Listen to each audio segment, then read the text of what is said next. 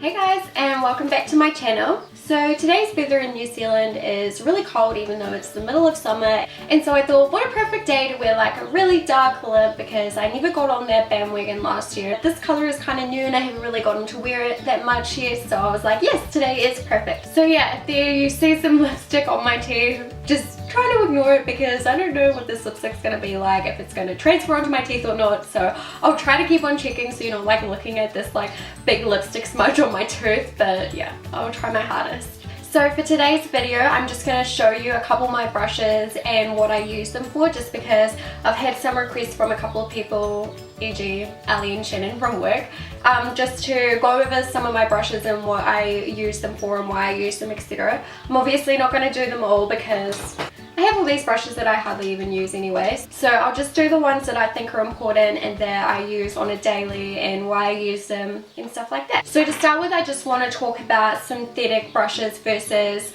natural brushes. So natural brushes are used from animal hair. It can often be from like goat's hair to like, I don't even know, I haven't really looked too much into it. The natural lashes are often seen as a lot more luxurious, they're a lot more expensive because they are animal products. With natural brushes, because it is natural fibers and stuff, it tends to absorb some of the product, which helps to give more of a like blended seamless look, whereas with synthetic brushes it kind of just stays on the top. And so there's like a pros and cons with both of those. So obviously natural haired brushes would be really good for blending brushes because obviously it's absorbing the product and it's going to blend it out way more easier, but then synthetic brushes give more color payoff because obviously it doesn't absorb the product. With natural brushes, because it does absorb things because it is natural hair, sorry I'm like repeating myself, it can also absorb bacteria, and so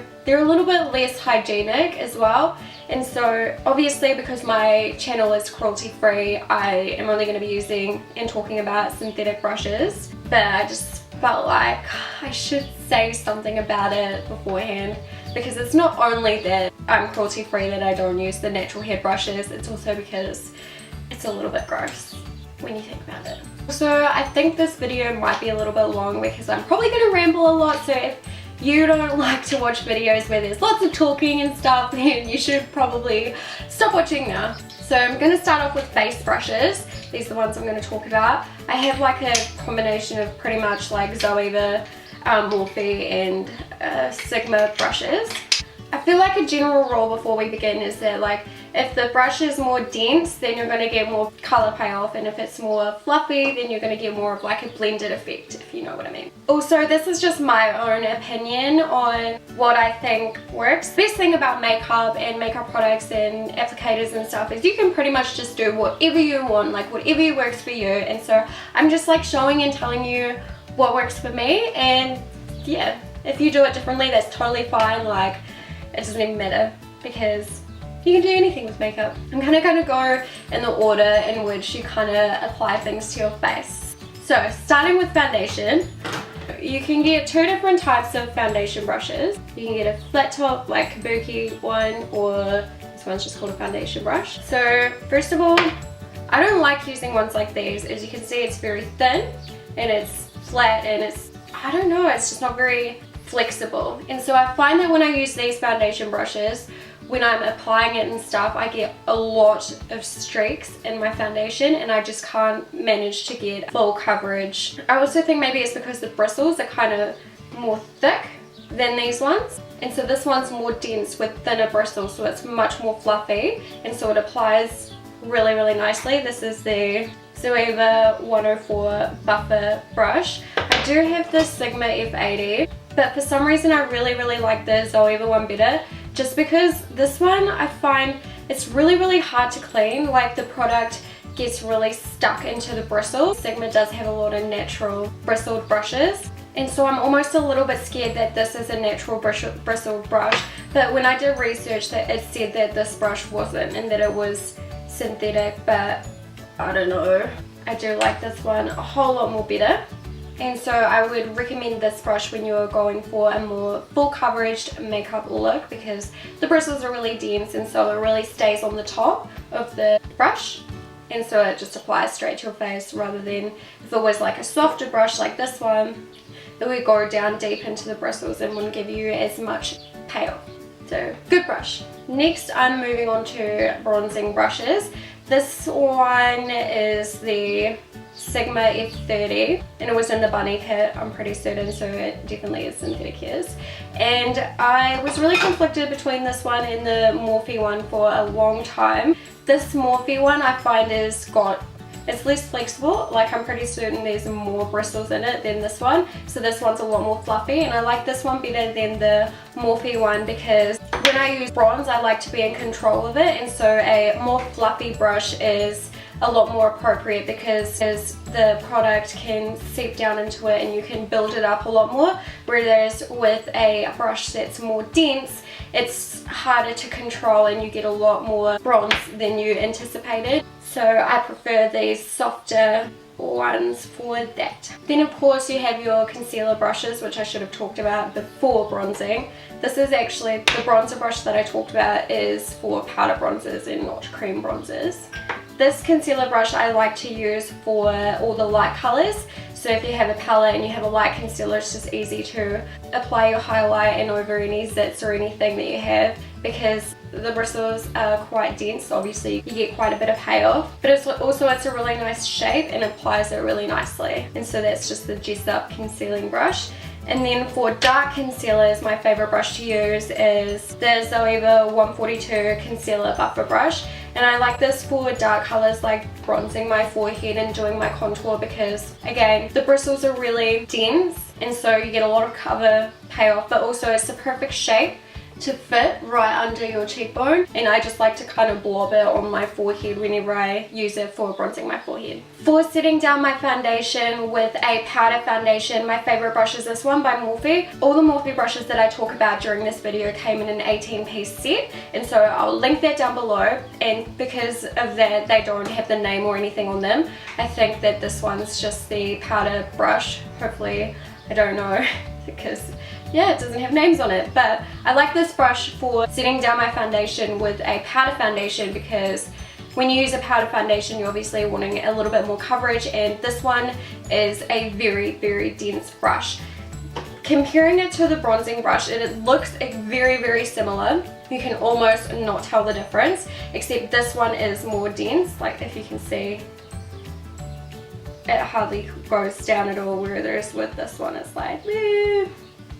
And so this one is more dense with bristles and this one's not, because obviously you want more color payoff and stuff like that. This is actually my favorite to use for powder foundation. Actually, I really like this brush. For setting my foundation with a translucent powder, I like to use this brush. It is the Jeesup large powder brush. Again, it's similar to this, except this one is wider, so it covers more of your face in a small amount of time. And again, it's fluffy because obviously when you're using a translucent powder, you're not looking for coverage or anything, you're literally just looking for it to see your foundation down. And so I find because it's such a wide brush, it uses less product to go over more of your face. And so yeah, I like that one for translucent powder.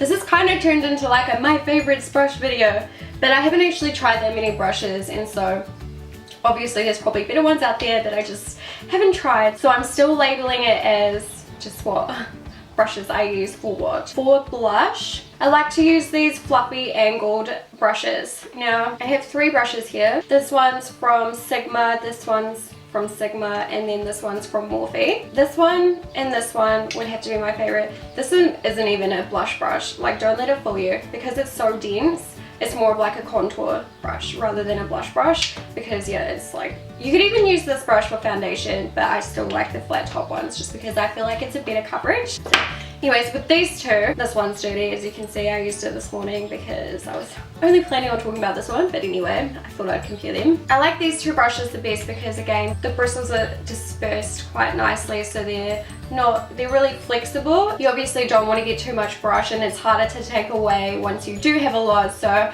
I like the dispersed brushes the best. and this one's my favorite by Morphe just because the brush is obviously a lot bigger. Like this one's almost twice the size. This one's good, except I find this one better because my cheeks are bigger, and so this one might be better for people with little cheeks, but this one really is like the right size for me and my chubby cheeks. Yeah, so that's those two. For highlighting, I have two brushes I use. I use this Jessup Tapered highlight for highlighting under my eyes, just like with a matte banana powder or something. And then I use the Sigma Tapered Highlight F35 brush for highlighting my cheekbones with like a proper highlighter. And so they're both called tapered highlighter ones, but as you can see, they're very different shaped. And so I like this one for under my eyes because it's not as tapered as this one, and so I find that it really, now that I talk about it, maybe this one's better for that. I should probably try that actually.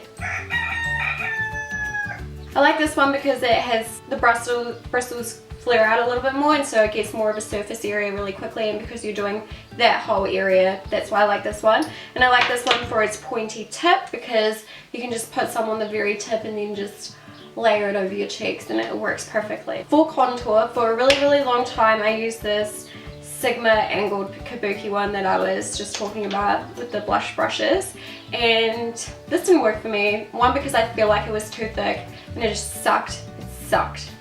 And then I got this Morphe brush, and I think it is called the contour one in the 18-piece pack. I kind of had a look over and I was like, well, this is the only looking contour one that I got, so I'm guessing this is what that is. This brush is so great. Like, I cannot rave about this brush enough. Like, it is, it is just the perfect shape for really getting under your cheekbones. Like, it just fits. It just fits in there. It just fits right in there. It's like not completely dense, but it's like not completely flimsy either, and it's just like the most perfect brush ever. Like, ever. Like, this brush is perfect. Like, good job, Morphe. Well, that's it for face. That ain't quick. Now, to start with eyes, again, same principle. If it's more dense and compacted and stuff, it's gonna give you more color payoff, and if it's more fluffy, it's gonna be better for blending out and things. So, might start with the eyebrows. This is a spoolie. This is your best friend when it comes to your brows. Okay. A spoolie is like, you literally pretty much cannot have good brows without using one. Like, for a really long time, I was using a really bad spoolie, and so my eyebrows were shit. I'll see if I can find it actually. Ha! Here it is. And it's got dust and stuff. Like, I never use this brush, don't even worry guys, but it's so dirty and gross. I got this in like a set of like 50 brushes. They were like $20, and shit, don't buy it. Don't even buy it. Get the worst brush ever. This brush, worst brush. For a really long time I was using that spoolie to do my brows. Do you know what? Looking at it, I'm pretty sure it might not even be a spoolie. Like, is there a difference between a spoolie and like just a fucking, and just a like mascara brush? This one's a lot thinner. Anyways, so as you may have noticed, my spoolie is attached to my Brow Wiz by Anastasia Beverly Hills, and so for a really long time I was using their other brush, and my eyebrows were horrible. And then I bought my Brow Wiz and I started using this spoolie, and whew, my life changed forever. This brush, quality spoolies are what is going to make your eyebrows look way better. If you want like the gradual like fading in the start of your eyebrows, and then you need a good spoolie. Like, you need a good spoolie.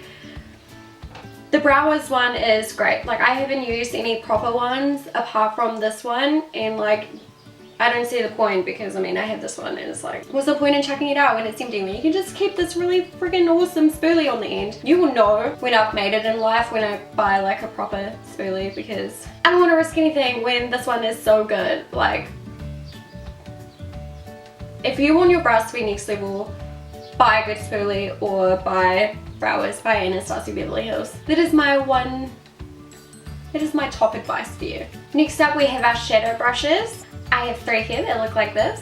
And so the first one is really big, and again, these shadow brushes are really dense and the bristles are quite thick, and so they're going to pick up a lot of product. And so this thick one, like wide one I should say, not thick, I like using this one when I want a color, like a lid color that I just pop over my entire lid. This is perfect for that because it's so wide, and because you have a lot of area to cover, it just works perfectly to get all on there. And then the medium sized one I like to use to just pack on colors like on the outer third of the eye, or the inner third, or the middle third. It's just like when you want to use a more precise brush, then you'd use this one. And then I have this little tiny one here, which I love using for my inner corner and highlighting my brow bone, just because it is so tiny and so precise. And yeah, I forgot, I moved on from brows, but there's another brow brush. So I have been using this brow brush. It is the Zoeva 322 brow line brush, and for a really long time I was like using liner brushes like this. But with this brush, the bristles are a lot shorter and the bristles are actually thicker. I'll show you up close the difference between the two. Because the bristles on this one are so short and thick, it means that they're less flimsy and they really stay in place. And that's what I originally fell in love with about this brush, because when I was doing my brows, like with these brushes, they can tend to move, and so they don't like, it also doesn't pick up as much product as this one does. And because your eyebrows are obviously thicker than liner, then the brush should be like thicker. But so the bristles don't move like hardly at all. Like look at this. As opposed to, you see, like it's just way better for using it on your brows because it's sturdy and it's heavy duty, and it's just paired up with the brow is spoolie. It's like match made in heaven. And then of course I use this brush when I am using eyeshadow as like eyeliner, often on my top eyelashes rather than the bottom ones, although in a couple of my videos ago I did use it on the bottom ones, but I don't usually do that usually. I think it was just maybe saving a brush or something, I don't know. So yeah, that's what I use for that. Quite often for my lower lashes I'll use a brush like this, and I apologize this one's dirty because I used it this morning. And I just find that it really packs the colour under the eye because it's thick and it's dense, and it, yeah, just really packs in that colour. And so I'll usually blend it out with a pencil brush, and this pencil brush is so good. It's the Zoeva Luxe Pencil 230 brush. It looks like this. To give you a comparison as to why I like it so much would be with the Sigma pencil, the E30. I like this one a lot better because the bristles are softer. So usually pencil brushes are really dense and really pointy like this one. See, like there's no flexibility in this one where there is a lot of flexibility in this one. So I really like this one because the bristles are really flexible, unlike the Sigma E30 where they're really stiff. So when you're blending your eyeshadow out underneath your eye, if you have a really stiff one, it can kind of hurt and scratch at your eye, and it's not a pleasant time at all. But whereas with this one, it's really soft, and so it just blends out nicely, and it's just beautiful. I also sometimes blend out my lower lashes with this 234 Zoeva Luxe Smokey shader, and this one's really good as well, but for different ways. Like if you're in a real rush, then this one will just blend it out really quick, whereas with the pencil brush it takes a little bit more time, but it's worth it. For crease blending brushes, I have these three right here. A Zoeva, a Morphe, and a Jessup. I initially liked the Morphe one. I use this brush to just pack on the crease color and then blend it out. And then if I've got a little bit too much on my crease, or it's come up a bit too far and it's not that blended and going back and forth isn't going to help with this brush, I'll go in with the Zoeva 228 Luxe Crease brush, which is this one. And because this one's a lot more fluffy and a little bit less dense than this one's really unflexible, and then this one's really flexible and a lot more fluffy. So this one is like a next level of like blending. So if there is like a sharp line or something, not a sharp line, if there's like an unblended line, then I'll just go over top of it with this one. Usually it'll stay pretty clean, like I don't put any product on this, and then I'll just go over it to blend it even more. And then if I have a really nice blended crease and I just want to darken it up a tiny bit in the very inner part of the crease and not bring it up too high, I go in with the Jeesup small tapered blending brush, which looks like this. And this again is even less flexible and a little bit more small and more tapered than the Morphe one. And so I just find that this one's perfect for just really getting in that crease and packing on some color once I've already done some blending and stuff like that. I'm afraid I'm missing something. What are you doing in there? Yeah, no wonder I thought that I was missing